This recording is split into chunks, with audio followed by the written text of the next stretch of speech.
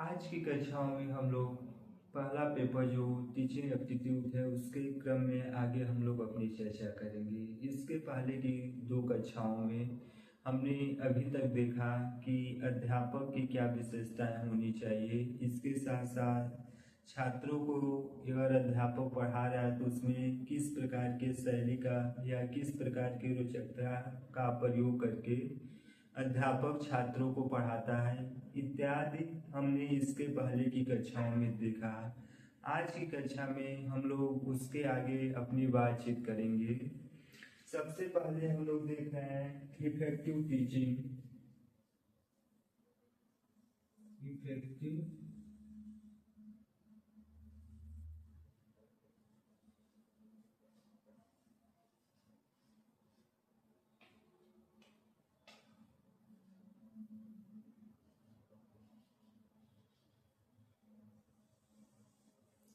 हम समझेंगे कि इफेक्टिव टीचिंग किसे कहते हैं। इफेक्टिव टीचिंग को प्रायः प्रभावी शिक्षण हिंदी में कहा जाता है। यानी कि इफेक्टिव टीचिंग को प्रायः प्रभावी शिक्षण भी कहा जाता है। इफेक्टिव टीचिंग के माध्यम से अध्यापक विभिन्न प्रकार के कौशल का प्रयोग करके, यानी कि अध्यापक जब भी छात्रों को कुछ सिखा रहा है तो उसमें ज्ञान के साथ साथ विभिन्न प्रकार के कौशल का प्रयोग करके जब सिखाने की जो भी प्रक्रिया है उसमें विद्यार्थियों के व्यवहार को भी सम्मिलित करता है और विभिन्न कौशल का प्रयोग करके और ज्ञान के साथ उन कौशलों को आपस में संयोजन के माध्यम से जब वह आपस में एक दूसरे को सहयोग के माध्यम से सिखाता है, जिससे जो भी विद्यार्थी हैं सीखने की जो भी प्रक्रिया है, यानी कि जो लर्नर हैं उनको सीखने की जो भी प्रक्रिया है उसमें वृद्धि होती, उसे हम इफेक्टिव टीचिंग कहते हैं। पुनः एक बार और देखेंगे, इफेक्टिव टीचिंग से आशय है अध्यापक जब छात्रों को विभिन्न कौशल का प्रयोग करके और विद्यार्थियों के व्यवहार और विभिन्न प्रकार के कौशल के साथ जब सिखाने की जो तौर तरीके हैं उसको वृद्धि करता, इसे हम इफेक्टिव टीचिंग कहते हैं। इसमें मुख्य रूप से ज्ञान के साथ साथ विभिन्न प्रकार के जो भी कौशल हैं उन सभी कौशलों का प्रयोग करके और यहाँ तक कि छात्रों को उस पूरी प्रक्रिया में, यानी कि टीचिंग के माध्यम से छात्र को उसमें शामिल करके जब अध्यापक सहज रूप से इतने प्रकार के चरणों को आपस में मिला के जब कुछ सिखाता है तो जो भी छात्र हैं सीखने की प्रक्रिया में वृद्धि होती, इसे हम इफेक्टिव टीचिंग कहते हैं। अध्ययन की सुविधा के अनुसार इसको दो भागों में विभाजित किया गया है, जिससे पहले को की बिहेवियर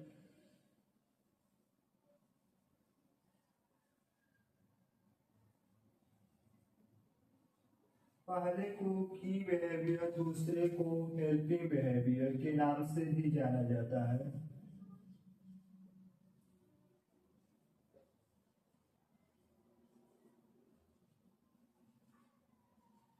की बिहेवियर को प्रायः मुख्य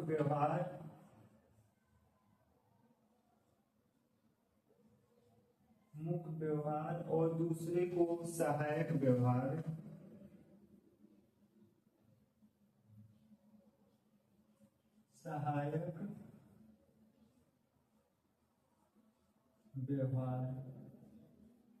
के नामों से भी जाना जाता है।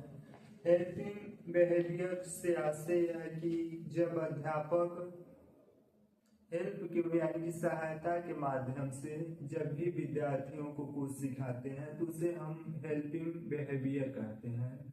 और की बिहेवियर जिसे प्रायः मुख्य व्यवहार कहा जाता है, इसके अंतर्गत देखा जाए तो अध्यापक जब भी छात्र को कुछ सिखाते हैं तो उनको जो सीखने के विभिन्न कौशल हैं उन कौशलों में कैसे सुधार करके यानी कि जब भी अध्यापक छात्र को कुछ सिखा रहे हैं तो उन सिखाते समय विद्यार्थियों को कैसे उन सीखे हुए बिंदुओं में कौशल उत्पन्न करके या ध्यान को जो भी भटकने वाले यंत्र हैं उन सभी को दूरी बनाकर कैसे सिखाया जाता है, इसे प्रायः की बिहेवियर यानी कि मुख्य व्यवहार के अंतर्गत रखते हैं। अब हम एक एक करके देखेंगे कि की बिहेवियर में क्या क्या आता है, जबकि हेल्पिंग बिहेवियर में क्या क्या सम्मिलित हैं।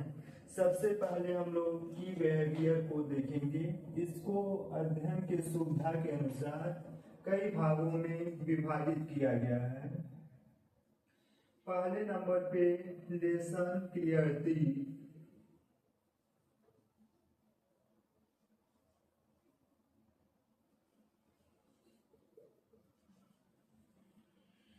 लेसन क्लियरिटी से आशय है कि अध्यापक जब भी छात्र को पढ़ाता है तो वह जो भी पाठ लगा हुआ है उसको स्पष्ट रूप से पढ़ाए, यानी कि जो भी हमें ज्ञात है, यानी कि कहने का आशय है कि जो भी लेसन लगा हुआ उसे सरल से कठिन की तरफ ले जाए। यानी कि जब भी अध्यापक छात्र को जो भी कुछ पढ़ा रहा है, पाठ पुस्तक में जो भी कुछ लगा हुआ है उसको सरल से कठिन की तरफ ले जाए और पाठ को क्लियर करके यानी कि पाठ को स्पष्ट रूप से पढ़ाता है, इस प्रक्रिया को लेसन क्लियरिटी कहते हैं। दूसरे नंबर पे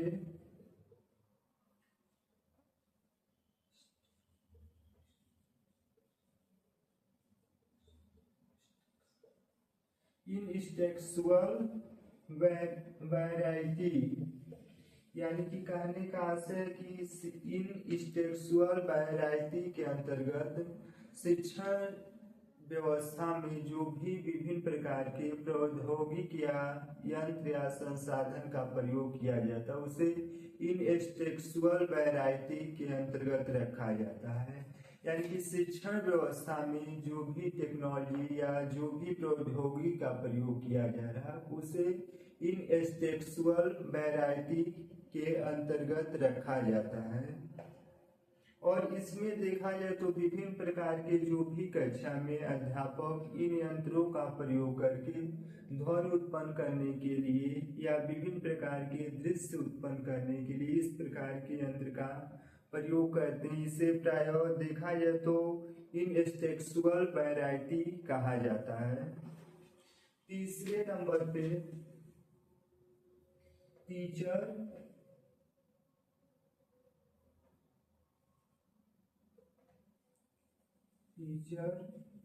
टास्क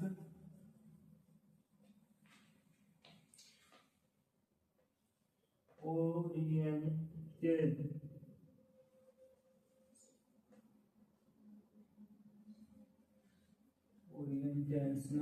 तीसरे नंबर पे टीचर टास्क ओरिएंटेशनल। इसका आशय है कि अध्यापक जो भी छात्र को सिखा रहा है यानी कि अध्यापक छात्रों को सिखाने में जो भी समय है वह समय का कैसे सदुपयोग करे, इसको हम टीचर टास्क ओरिएंटेड कहते हैं। यानी कि टीचर टास्क ओरिएंटेड के माध्यम से अध्यापक छात्र को जो भी कुछ कक्षा में सिखा रहा है तो वह कोशिश करता है कि जो भी कुछ सिखा रहा है उसमें सिखाने की जो समय है उससे अधिक मात्रा में छात्र को सिखाया जाए। यानी कि जो भी ध्यान के भटकाव के कारण है उन सभी कारणों को अध्यापक कम करने का प्रयास करता है। इसे हम टीचर टास्क ओरिएंटेड कहते हैं।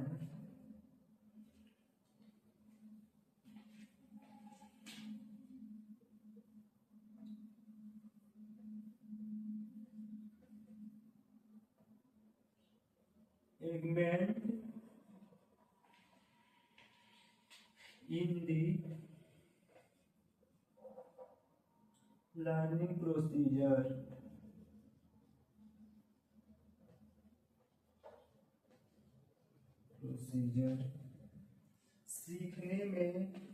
सीखने की प्रक्रिया में संलग्नता। Agreement in the learning procedure, जिसे प्रायः हिंदी में कहा जाता है सीखने में जो भी समय विद्यार्थी व्यतीत करते हैं। पुनः देखेंगे agreement in the learning procedure. इसके तहत अध्यापक जो भी कोई छात्र को सिखाता उसमें वह कोशिश करता कि जो भी विद्यार्थी हैं सीखने में अपना अधिक मात्रा में समय व्यतीत करें, और जो भी ध्यान भटकाव के कारण है उसको अध्यापक कोशिश करता है कि कम करे। इससे agreement in the learning procedure, जिसे प्रायः सीखने की संलग्नता के नाम से भी जाना जाता है। आखिरी में जो 5वें नंबर पे है स्टूडेंट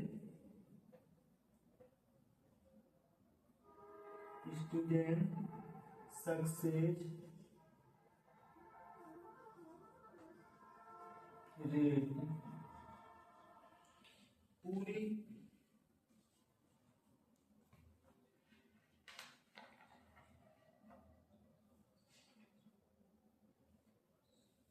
आखिरी में जो स्टूडेंट सक्सेस रेट है, हम आखिरी में यह जानने का अध्यापक प्रयास करते हैं कि जो भी कुछ हमने सीखा है वास्तविक रूप से विद्यार्थियों ने उन चीज़ों को कितना कुछ सीखा और कितना कुछ नहीं सीखा।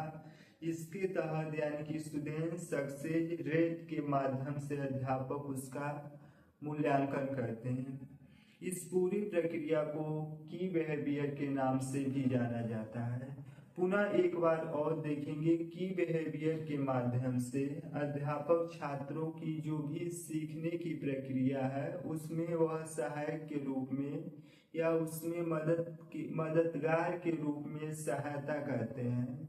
अध्ययन की सुविधा के अनुसार इसको मुख्य रूप से 5 भागों में विभाजित किया गया है, जो इस प्रकार से है।